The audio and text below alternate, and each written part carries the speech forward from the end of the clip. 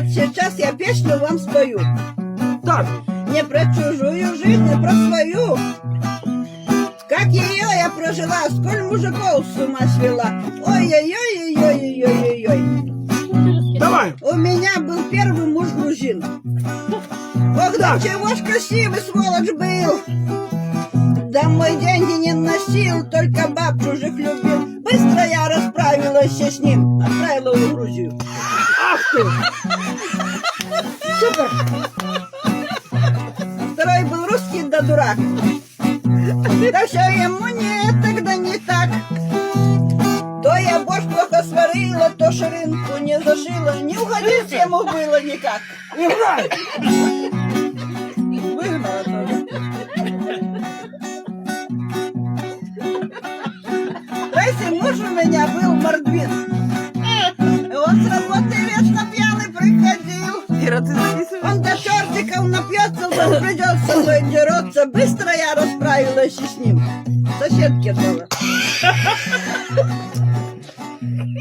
А четвертый муж татарин был. Он по-русски плохо говорил.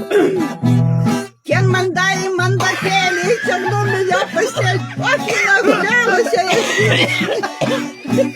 11 ночей родила и Катя борта угробила. Не понимала, что ли? А потом Якут в меня влюбился. Да только спать со мной он не ложился. Звал меня он женушка Дожинка. Да жалко не работала машинка. А нахера он мне без машины? А теперь у меня муж хохол. Он по гороскопу скорпион. Да чего ж настырный гад, с ним не расправиться никак. И уж 45-й год живем. Маемся, но живем. Хороший знак. Все.